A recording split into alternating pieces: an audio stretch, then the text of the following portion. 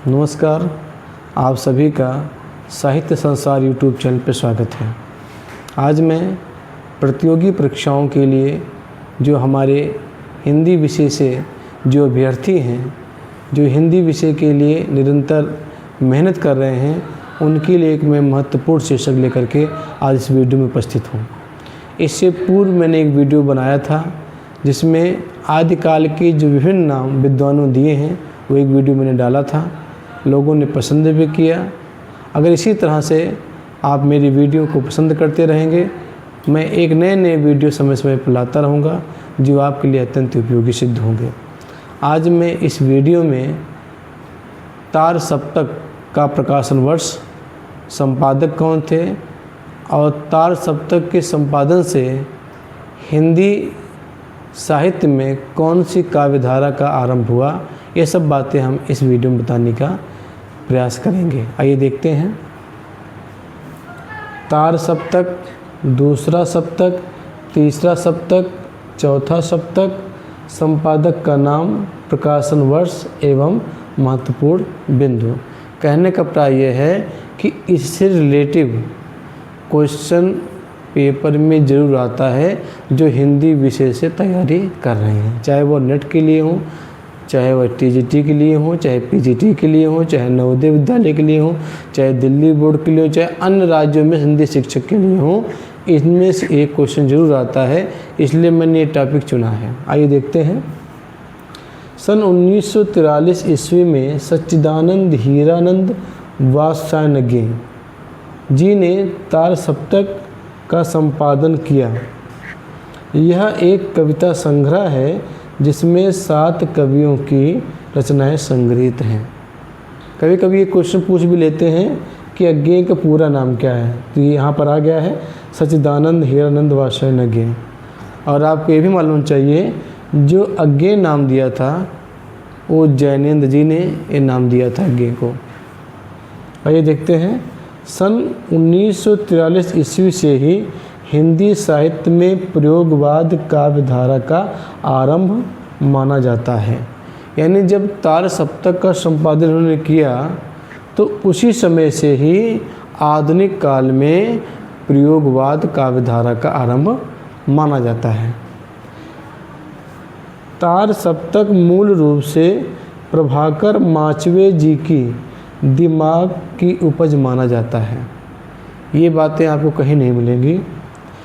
चारों सप्तकों का प्रकाशन भारतीय ज्ञानपीठ द्वारा हुआ तथा चारों का संपादन अज्ञेय जी ने किया। चारों जो संपादित हुए थे, जैसे मैंने शुरू में बताया आपको, तार सप्तक, दूसरा सप्तक, तीसरा सप्तक, चौथा सप्तक, जो 4 सप्तक प्रकाशित हुए थे, उन चारों का संपादन अज्ञेय जी ने किया था। ये ध्यान रखिएगा। फिर है तार सप्तक नई कविता का प्रस्थान बिंदु माना जाता है। इसी तरह से और बिंदु हैं, आइए देखते हैं। अज्ञेय ने तार सप्तक की भूमिका में प्रयोगवादी कवियों को राहों की अन्वेषी कहा है। राहों की अन्वेषी कहा है।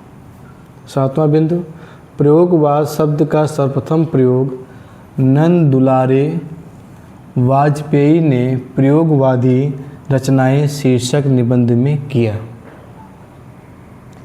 8वां बिंदु, नंद दुलारे वाजपेयी ने प्रयोगवाद को बैठे ठाले का धंधा कहा है। ये क्वेश्चन पूछा जाता है कि प्रयोगवाद को बैठे ठाले का धंधा किसने कहा है, तो आप बताएंगे नंद दुलारे वाजपेयी। फिर 9वां बिंदु है, अज्ञेय जी के संपादकत्व में 4 सप्तक प्रकाशित हुए हैं। पहला तार सप्तक सन 1943 ईस्वी में, दूसरा सप्तक सन 1951 ईस्वी में, तीसरा सप्तक सन 1959 ईस्वी में, चौथा सप्तक सन 1979 ईस्वी में। ये 4 सप्तक का संपादन जो है अज्ञेय जी ने किया 1943, 1951, 1959, 1979। मैं इन चारों सप्तक में जो 7 कवि हैं, यानी 7 चौक 28 कवि जो हैं, मैं हर सप्तक का एक अलग अलग वीडियो बनाऊंगा और उसमें जो 7 कवि हैं वो कौन कौन से हैं और उनका सूत्र भी बताएंगे आपको, जिससे आपको उनको याद करने में आसानी हो सके। क्योंकि मैंने पहले ही बताया कि तार सप्तक से संबंधित क्वेश्चन जरूर आते हैं परीक्षाओं में, इसलिए आपसे निवेदन है कि इस वीडियो को जब भी आप देखें तो शुरू से लेकर अंत तक जरूर देखें। आइए आगे देखते हैं। हम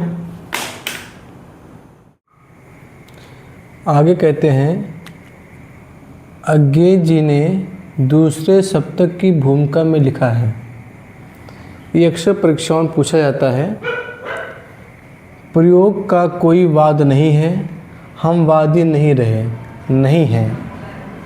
ना प्रयोग अपने आप में इष्ट या साध्य है। ठीक इसी तरह कविता का भी कोई वाद नहीं है, कविता भी अपने आप में इष्ट या साध्य नहीं है। अतः हमें प्रयोगवादी कहना उतना ही सार्थक निरर्थक है जितना हमें कवितावादी कहना। ये अधिकतर ये कथन जो है परीक्षा में पूछे जाते हैं कि किसने कहा है और किस सप्तक में अज्ञे जी ने कहा है। आगे कहते हैं कि इसी दूसरे सप्तक में ही कहते हैं कि प्रयोग अपने आप में इष्ट नहीं है, वह साधन है और दोहरा साधन है, क्योंकि एक तो वह उस सत्य को जानने का साधन है जिसे कवि प्रेषित करता है, दूसरे वह उस प्रेषण की क्रिया को और उसके साधनों को जानने का भी साधन है। इस तरह से आपने देखा कि हमने इस वीडियो में तार सप्तक से संबंधित महत्वपूर्ण बिंदु को बताया जो आपको कहीं भी आसानी से नहीं मिल सकता है। सम्मानित साथियों, जो चारों सप्तक का प्रकाशन अज्ञे जी ने किया है, इन चारों सप्तकों का अलग अलग मैं एक वीडियो बनाऊंगा और उनमें से चारों सप्तक में कौन कौन से कवि हैं उनकी एक सूत्र भी बनाऊंगा, जिससे वो आपको आसानी से याद हो सके। जल्द मिलते हैं एक नई वीडियो के साथ, तब तक अपना ख्याल रखिए। अगर आपको ये वीडियो अच्छा लगे तो शेयर कीजिए और चैनल को सब्सक्राइब कीजिए, जिससे आगे आने वाले भी जो वीडियो हों वो आपको नोटिफिकेशन के माध्यम से आपके पास तुरंत पहुँचें। बहुत बहुत धन्यवाद।